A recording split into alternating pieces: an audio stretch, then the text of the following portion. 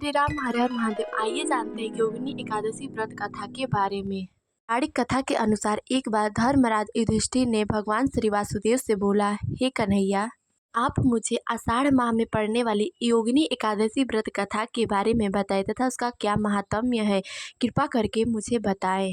भगवान श्री वासुदेव जी बोले, हे पांडुपुत्र, आषाढ़ माह में 2 एकादशी आती है, जिसमें पहली एकादशी योगिनी एकादशी होती है। इस व्रत को करने से व्यक्ति के समस्त पापों का नष्ट हो जाता है तथा मोक्ष की प्राप्ति होती है। ये धर्मराज, यह व्रत तीनों लोकों में प्रसिद्ध है। इसका महात्म्य यह है कि यह निर्जला एकादशी के बाद तथा देवशयनी एकादशी से पहले पड़ता है, अतः इसका महत्व और अधिक बढ़ जाता है। धर्मराज, अब मैं इसकी कथा कहता हूँ, तुम ध्यान पूर्वक सुनना। अलकापुरी नामक नगर में एक कुबेर नामक राजा राज्य किया करता था। भगवान शिव का अनंत भक्त था। उसका एक सेवक था जिसका नाम हेममाली था। वह राजा की पूजा के लिए पुष्प लाया करता था। हेममाली की स्त्री अत्यंत ही सुंदर थी जिनका नाम विशालाक्षी था। दिन हेममाली राजा की पूजा के लिए सरोवर से पुष्प लेकर आया, लेकिन काम वासना के चक्कर में फंसकर वह राजा को पुष्प देना भूल गया तथा अपनी पत्नी के पास ही रुक गया।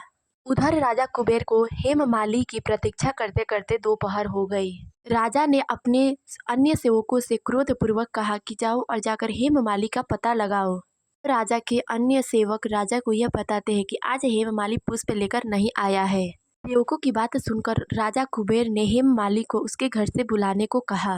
राजा की आज्ञा सुनकर डरता कांपता हेममाली राजा के दरबार में उपस्थित हुआ। अब राजा क्रोधित होते हुए बोला, तूने हमारे भगवान शिव जी का अपमान किया है, इसीलिए मैं तुझे श्राप देता हूँ कि तू अपनी स्त्री के वियोग में तड़पेगा तथा मृत्युलोक में कोढ़ी का जीवन व्यतीत करेगा। राजा कुबेर के श्राप के कारण वह हेममाली तत्क्षण कोढ़ी होकर पृथ्वी लोक पर आ गया। के अलावा उसे अपनी स्त्री से भी वियोग सहना पड़ा। मृत्युलोक में आकर उसने अत्यंत अनेक कष्ट भोगे, लेकिन भगवान शिव की कृपा से उसकी बुद्धि मलिन न हुई और उसे अपने पूर्व जन्म की बातें भी याद रही। मृत्यु लोक में अर्थात पृथ्वी लोकों पर अनेक कष्टों को भोगते हुए वह हिमालय पर्वत की ओर चल पड़ा। चलते चलते वह मार्कंडे ऋषि के आश्रम में पहुंचा। ऋषि मार्कंडे जी को देखते ही हेममाली उनके चरणों में गिर पड़ा। हेममाली की ऐसी दशा देखकर ऋषि मार्कंडे जी को उस पर दया आ गई और बोले, तुमने ऐसे कौन से कर्म किए थे जिस कर्म के कारण तुम्हारी यह दशा हुई और इतने कष्ट भोग रहे हो। यह बात सुनकर हेममाली हाथ जोड़ते हुए बोला, हे मुनिश्रेष्ठ, मेरा नाम हेममाली है। मैं प्रतिदिन राजा कुबेर के लिए भगवान शिव की पूजा अर्चना करने के लिए फूल लाया करता था। इन पुष्पों का उपयोग महाराज शिव जी की पूजा अर्चना में किया करते थे। एक दिन मैं पत्नी के मोह में फंसकर समय से राजा को पुष्प नहीं पहुंचा पाया। यही कारण है कि राजा कुबेर क्रोधित होकर मुझे कोढ़ी बढ़ने का श्राप दे दिए।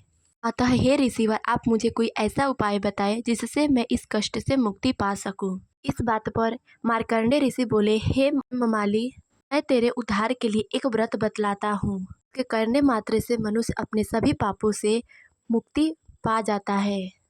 तुम आषाढ़ मास की योगिनी एकादशी का व्रत करो। व्रत के रखने मात्र से तुम्हारे समस्त पाप तथा तुम्हारा श्राप नष्ट हो जाएगा। हाँ, ऋषि मार्कंडे जी द्वारा बताए गए विधिवत पूजन उस हेममाली ने किया। पूरी श्रद्धा भाव से उस एकादशी व्रत का फल पाया। इस व्रत के करने से वह अपने पुराने स्वरूप में आ गया तथा उसके समस्त पाप नष्ट हो गए। उसके बाद वह अपनी स्त्री के साथ सुखपूर्वक जीवन व्यतीत करने लगा।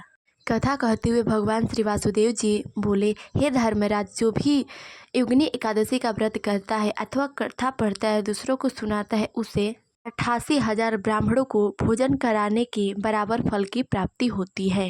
योगिनी एकादशी का व्रत भगवान विष्णु जी को समर्पित होता है। प्रेम से बोलो विष्णु भगवान की जय। इस वीडियो में इतना ही, मिलता है अगले वीडियो में, तब तक के लिए जय श्री राम, हर हर महादेव।